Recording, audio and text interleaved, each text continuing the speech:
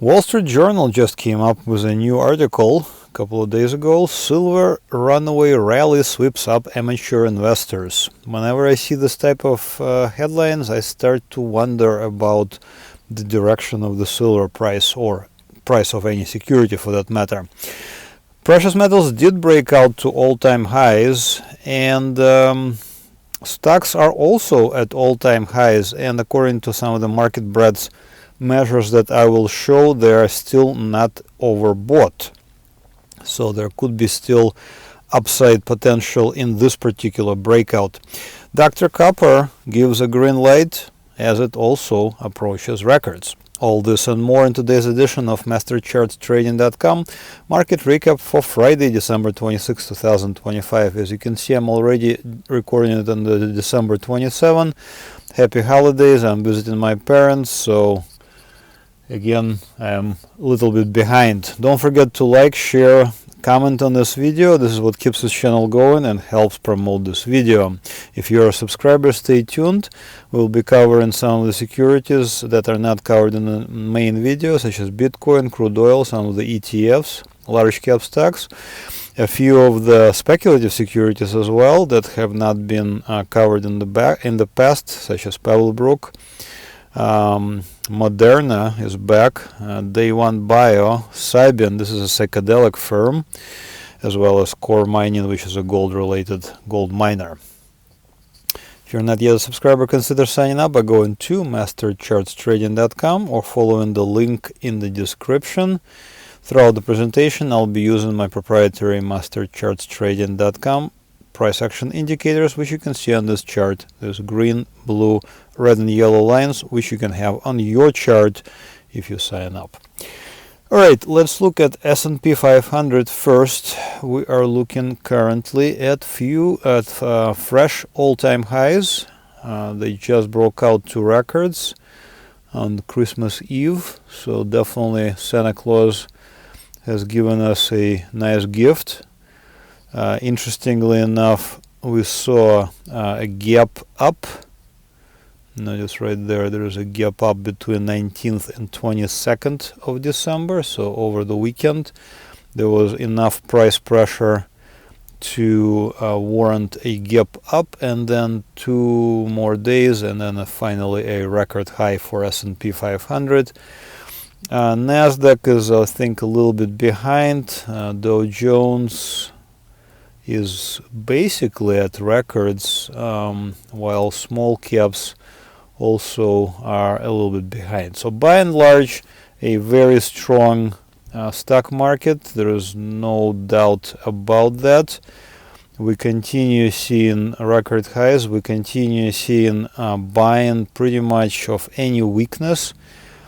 Not even anything of a deep pullback. This shallow pullback that occurred between 29th of October and 20th of November here pretty much immediately was bought. Notice how the green line marked a very good support level. Personally, I don't like to buy around the green line. I prefer to buy around the blue line. So for example, right there, and I can show you my position in Nasdaq QQQ. So Nasdaq right there where I'm hovering, I went ahead and I bought back in May of this year, and I'm still holding half of my position. For some reason I sold half here because I thought this is it, but clearly it wasn't.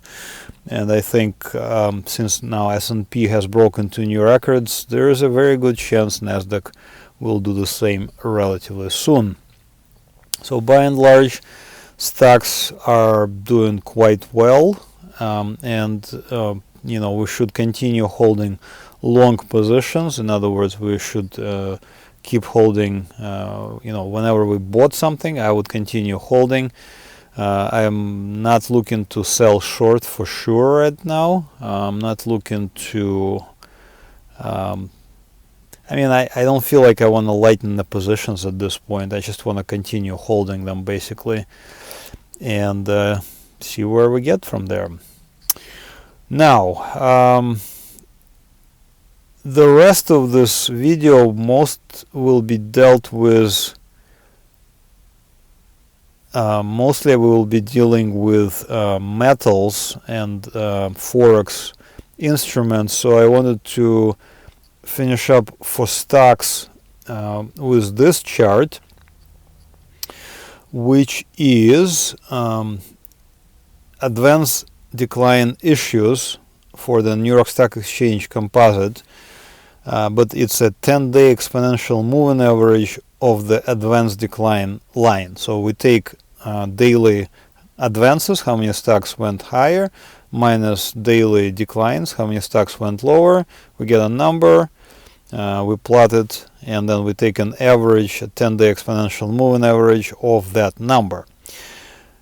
If you look, I just mentioned that, for example, right there on November 20th, we got a nice shallow pullback. I was about to say deep pullback, but it's not deep at all.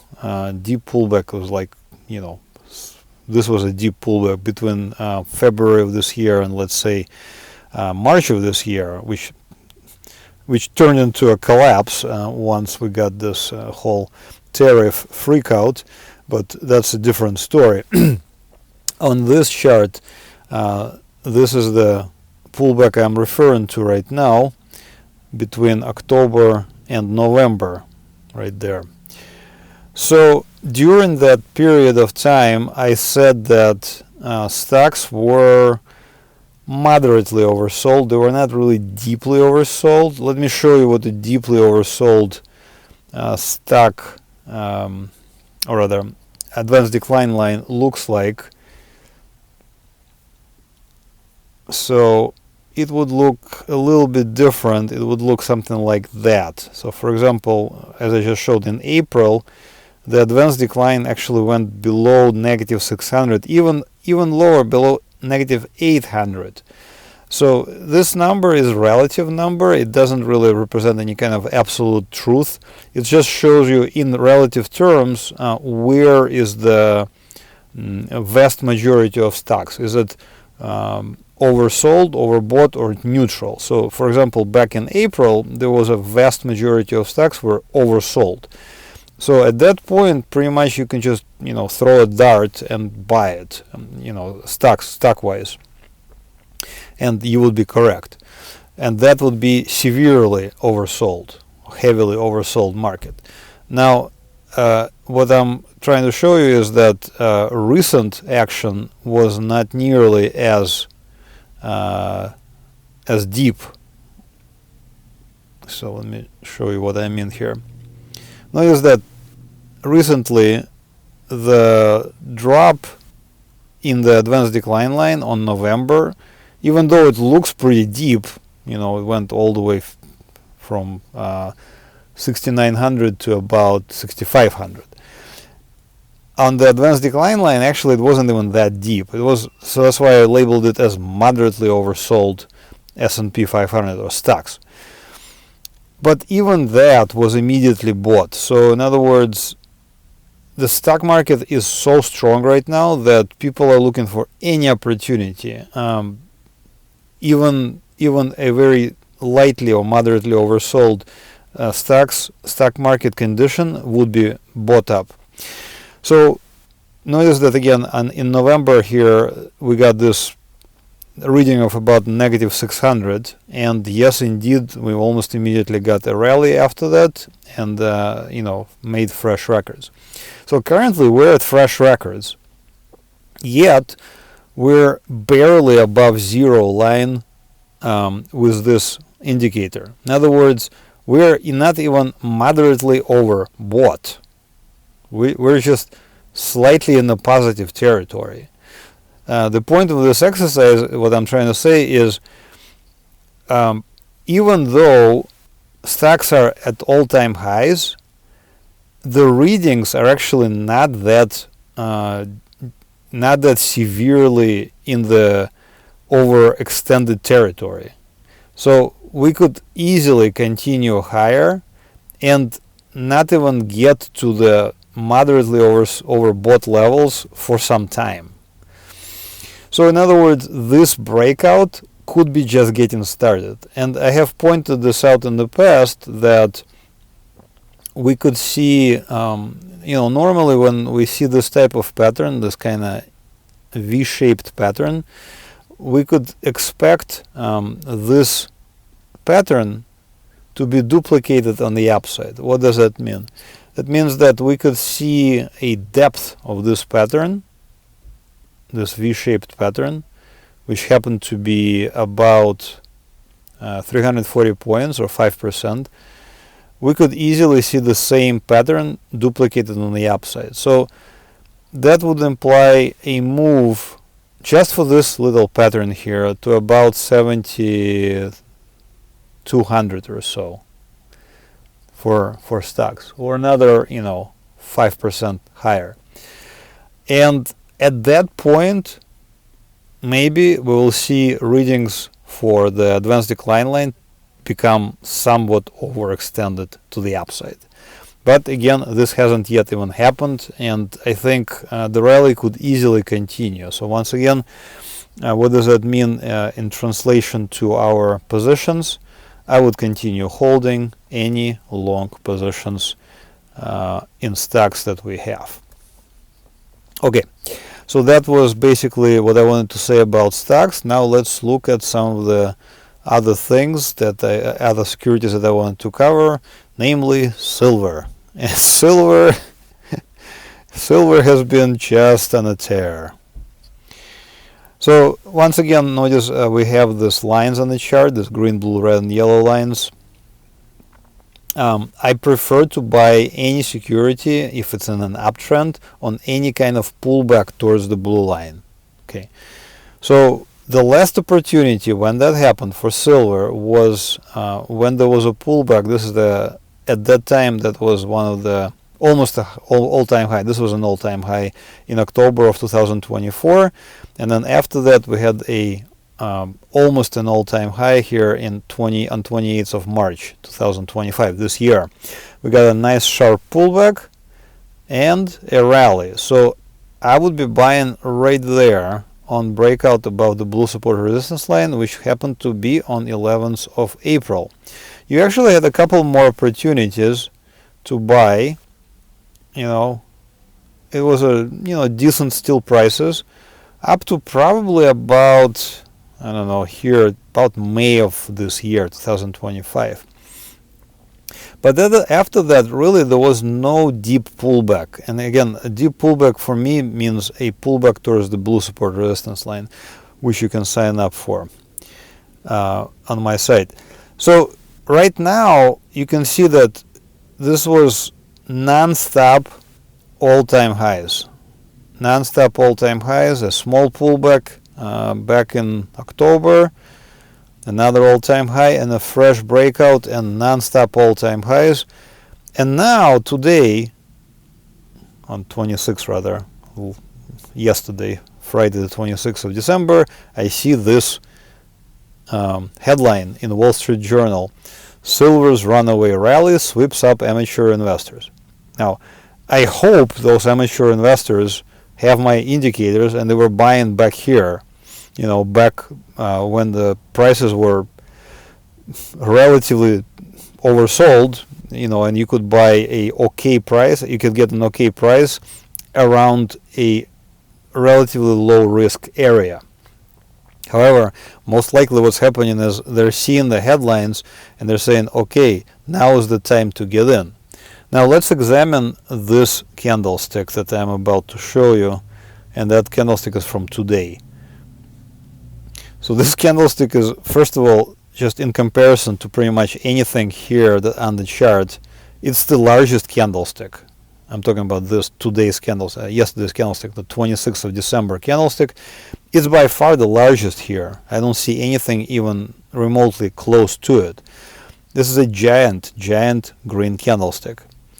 It is also at the top of the range. So, what I'm trying to tell you, that we were buying back here at sane risk. So if you were buying at the blue line, you would put your line, you would put your stop at the red line. That's a small risk to pay. But right now, let's just say that you don't have my indicators. Hopefully you do. You would be buying those, the prices today. Okay. So let's pretend that you buy today at 70, whatever. What is it now? $79 a troy ounce. Where would you put your stop? Like, what if you are wrong? What if this is the top? Where would you put your stop? So if I buy around the blue line, which is at $59 or $60, I would put my stop at the red line. That's a okay, relatively okay stop. But right now, if I was to buy up here, I need to put my stop somewhere. So like if I'm wrong, where do I get out? So this type of headlines, silver runaway rally sweeps up mature investors, it's sort of like almost a warning that maybe we're reaching some sort of a buying climax. Okay, so maybe we're already there. It's possible. I cannot guarantee it, obviously, but just the way of this graph, the way of the shape of this graph, it's quite insane, quite strong. But at the same time, this is the definition of overbought. I don't think you need like any kind of indicators to see this. This is a vertical, non-stop appreciation of prices. Other underlying fundamental reasons, I'm sure there are, but just looking at this chart, I don't like it. Okay, I would never want to be buying here. If I was holding my position from back here in April, no problem. I would tighten my stop for sure. I would consider maybe even taking profits at this point, but definitely I would not be buying up here. So could this be a buying climax? I think it might be already. So what do you guys think? Make a comment. I would like to also know your opinions about this. So is this a buying climax? Should we continue holding our long positions? Make a comment. Let's see what the community thinks. Gold is also doing quite well. Gold is a little bit less crazy than silver, but of course you can see the rally also in gold was very powerful. Again, previous opportunities to buy were in February of this year, maybe. Why again? Same general principle. We buy on close above the blue line. So anytime we see a pullback towards the blue line, we buy, etc. But since then, really, there was no other opportunity to buy gold. I mean, you could again be buying gold at record highs, but your risk is very high at that point. So I would be quite hesitant to do that. I need a deeper pullback for me to feel more comfortable. Having said that, once again, we can see that this breakout, I'm going to show you the projected move. So once again, the V-shaped sort of reversal and maybe something of this nature. Okay. How do we know where this is going to go? We can measure the depth of this pattern. Depth of this pattern from the high on October 17th to the low on 28th of October is around $500. It's a significant pattern. It's not an insignificant pattern. If this is duplicated on the upside, which is possible, once again, then we're looking for the move to continue towards fresh records, another perhaps $340 or so, towards about 4,800 per troy ounce for gold. I don't see a buying climax yet on gold. It just doesn't feel that way, honestly. It looks like a kind of normal looking breakout to me. Silver looks very dangerous. Runaway, literally. Wall Street Journal is not dumb. Gold looks more reasonable, and I think we could see a move towards about 4,800 before anything of a pullback will materialize. Once again, make a comment. What do you guys think? I'd like to know your opinion, and then we'll go from there. Dollar currency index, DXY, is not doing great. It is in a downtrend. A while back I thought that this rally from the three-year lows that occurred on 17th of Wednesday, 17th of September of this year, and continued into November, I thought we were going to go higher, but we failed. So we failed exactly basically at August highs.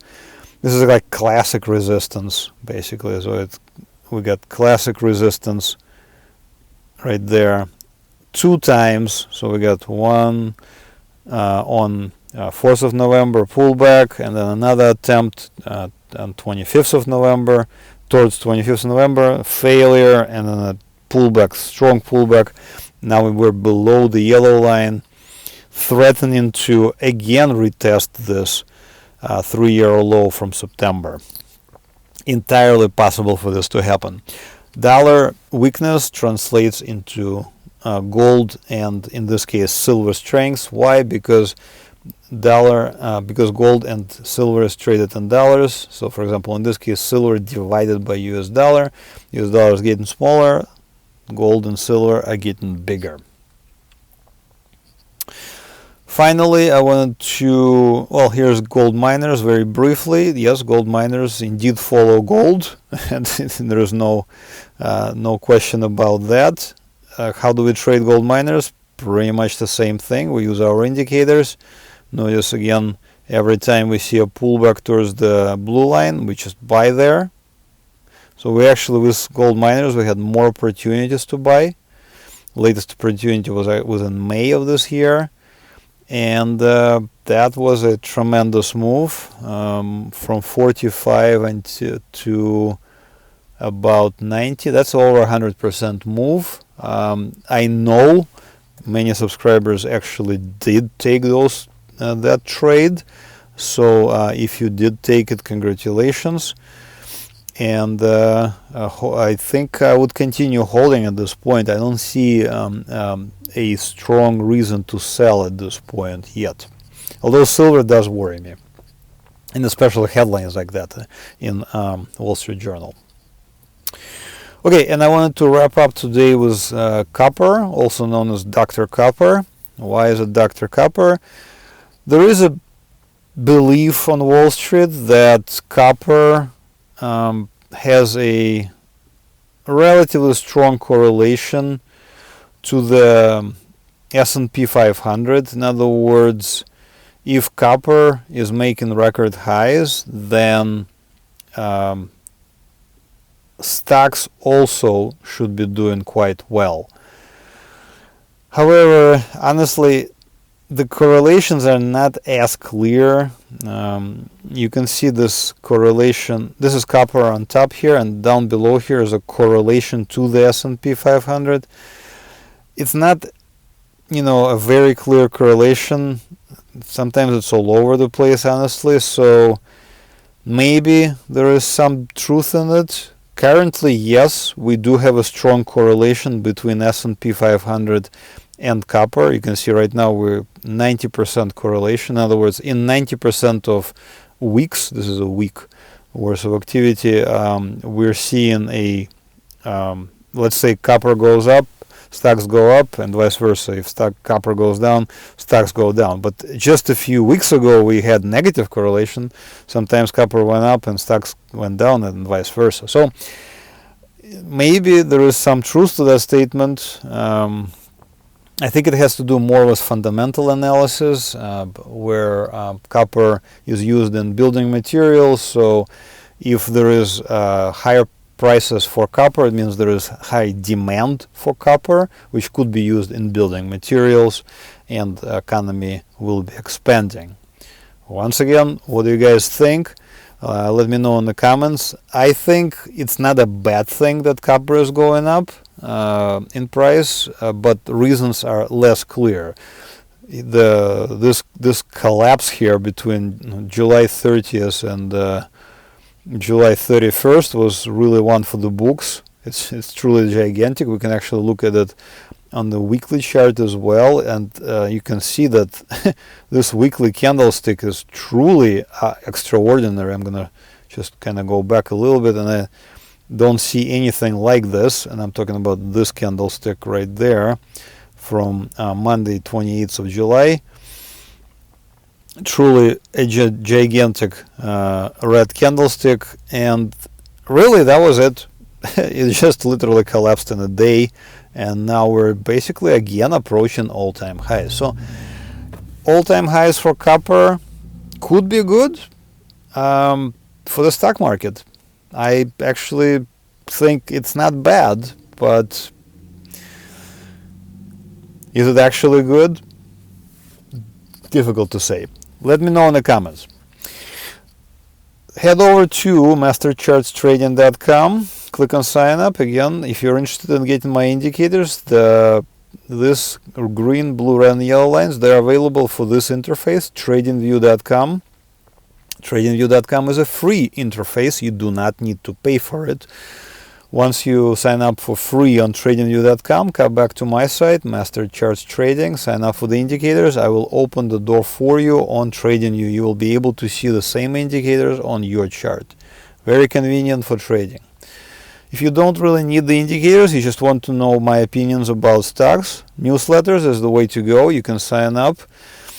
I send out daily alerts about various large cap stocks, ETFs, gold, etc. In one of the newsletters, and then also daily alerts about various speculative securities. Like for example, this week you can see we'll be talking about several securities such as Bitcoin, Crude Oil, ETFs, as well as large cap stocks and some of the speculative securities. Some of them are quite interesting, I think. For example, this Cybin Incorporated, it's a psychedelic firm.